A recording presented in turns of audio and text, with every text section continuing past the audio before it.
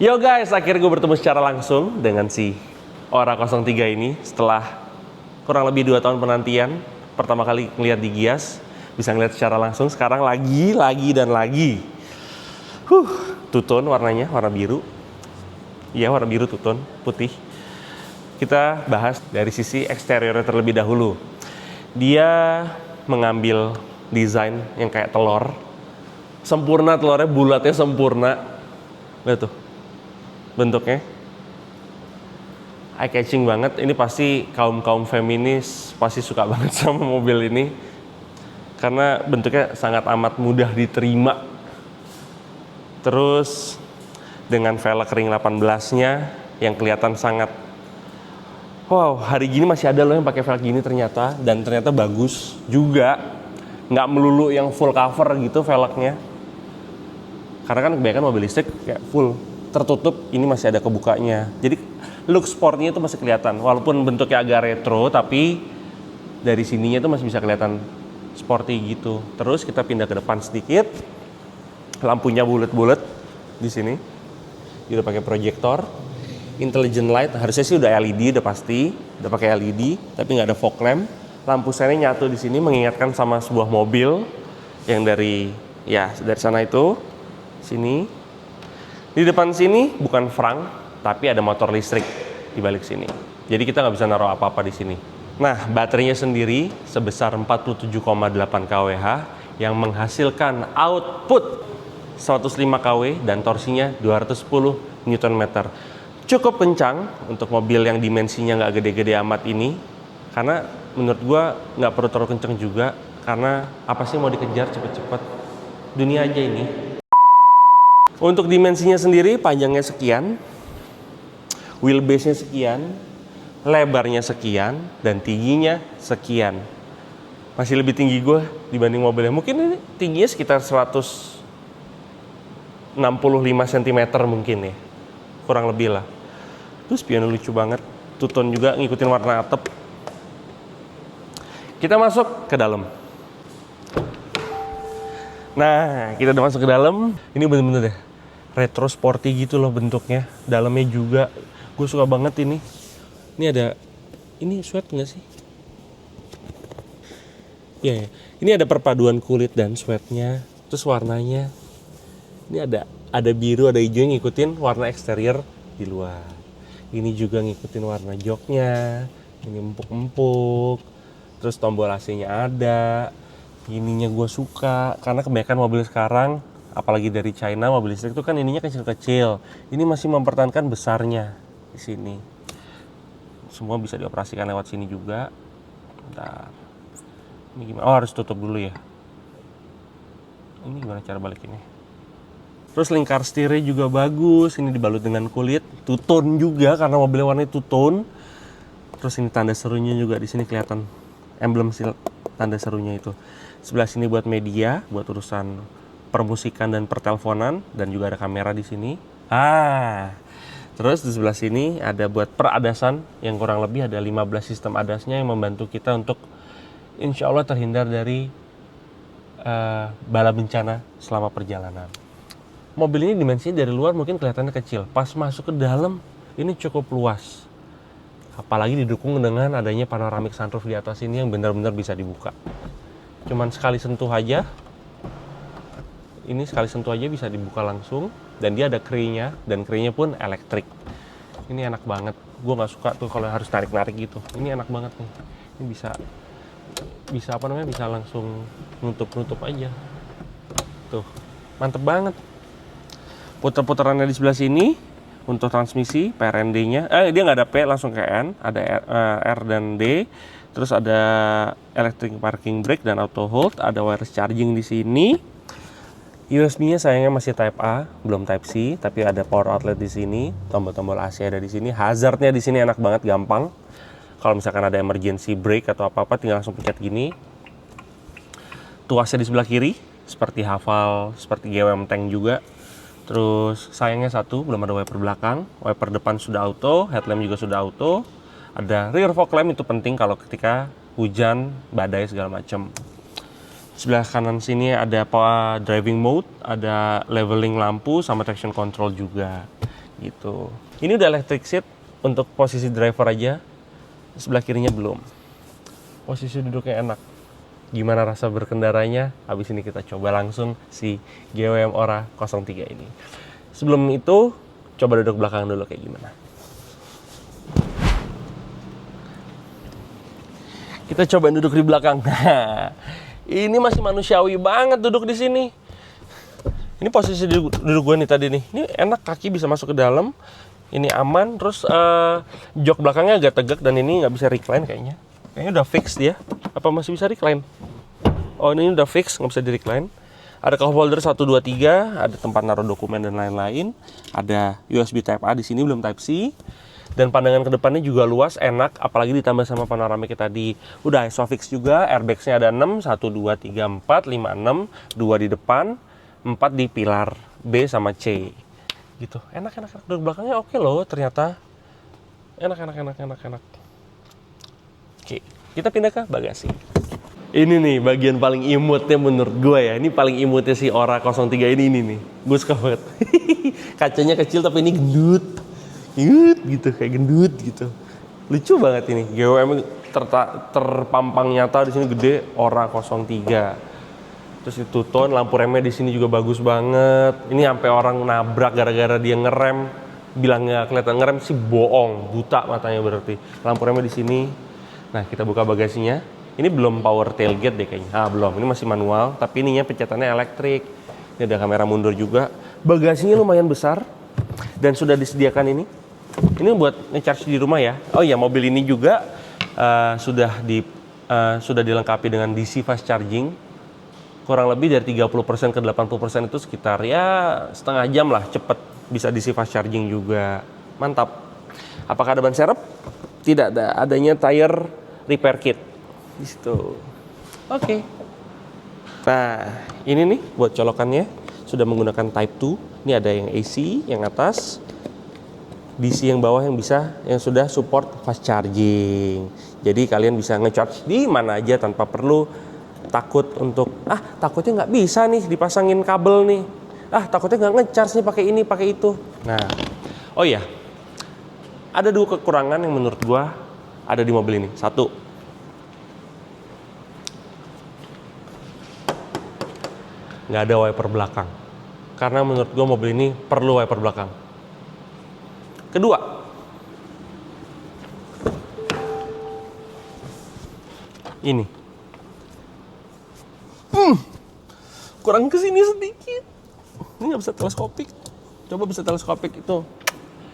Bisa teleskopik, ada wiper belakang, perfect. Akhirnya bisa nyoba secara langsung si GWM Ora EV ini. Setelah 2 tahun penantian loh. Dari pertama kali dibawa ke Indonesia pas Gias 2 tahun yang lalu kalau nggak salah. Udah ngeliat secara langsung. Bentuknya sih benar-benar kayak eye catching banget ya. Harusnya sih semua orang bisa menerima bentuk mobil ini. Tapi kan itu kita cuma ngeliat secara looks aja. Gimana rasa berkendaranya? Kita coba langsung hari ini. Ini kesempatan yang terima kasih banyak GWM udah boleh yang pertama-tama kali nyobain si GWM Ora ini di jalan raya di Indonesia, tepatnya di Jakarta. Oke, first impression pertamanya pas nyetir ini, mobil ini sangat amat mudah dikendarai ya, karena semuanya serba ringan, terus ininya juga informatif. Dan gue senengnya apa tau nggak? Speedometer itu nggak speedometer kecil. Kan rata-rata sekarang mobil-mobil listrik yang sekarang tuh yang dari China, speedometer kecil gitu kan. Itu gue tuh agak kurang suka. Mungkin di estetik, di selera gue sih. Ini selera ya, kembali ke selera ya. Kalau gue nggak suka yang kecil-kecil gitu. Ini enak banget, kayak mewah gitu, bagus, informatif, terus fontnya bagus, gambar-gambarnya juga bagus, letak-letaknya juga oke gitu.